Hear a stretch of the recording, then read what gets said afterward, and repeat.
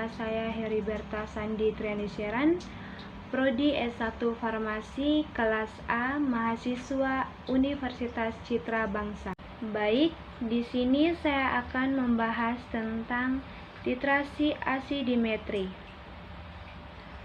Pertama, pengertian titrasi asidimetri.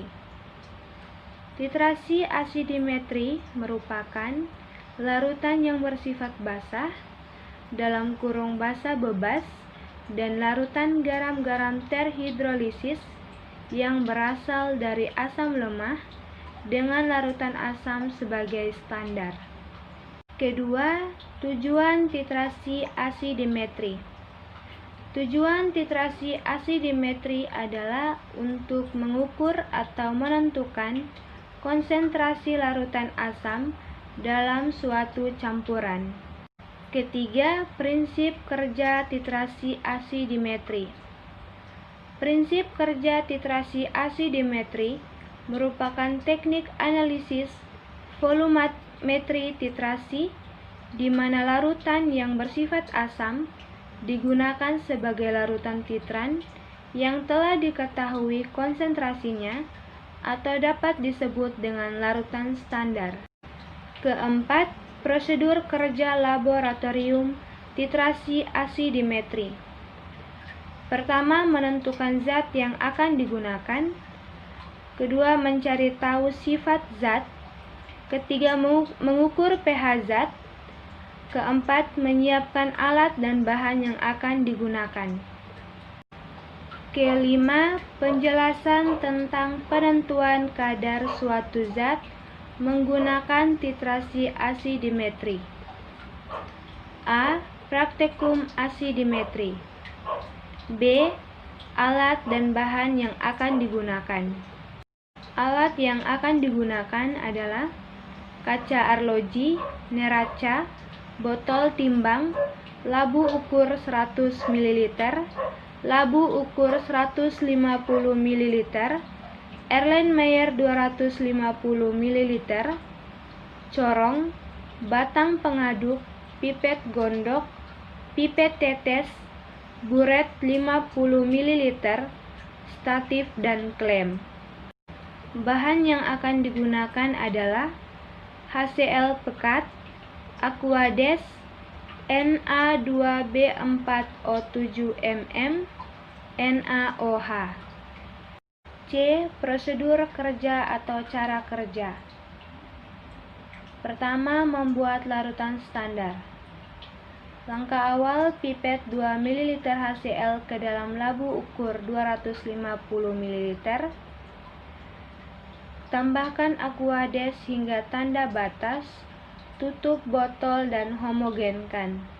Kedua, standarisasi larutan HCl dengan boraks. Timbang 9,55 gram boraks, larutkan dengan Aquades ke dalam labu ukur 250 ml, pipet 25 ml larutan boraks ke dalam Erlenmeyer, tambahkan 2 tetes indikator MM, titrasi dengan HCl hingga warna menjadi merah muda. Ketiga, penetapan kadar NaOH. Ditimbang 0,01 gram kristal NaOH, dilarutkan dengan Aquades ke dalam labu takar 100 ml, dipipet 10 ml larutan NaOH ke dalam Erlenmeyer, tambahkan 2 tetes indikator MM, titrasi dengan HCl hingga warna menjadi merah muda. E. Hasil dan pembahasan. Hasil standarisasi HCl. Volume HCl 1 13,75, 2 13,15, 3 13,35, rata-rata 3,41 ml. Hasil penetapan konsentrasi NaOH. Volume HCl 1 3,10, 2 3,55, 3 3,60, rata-rata 3,41 ml. Pembahasan.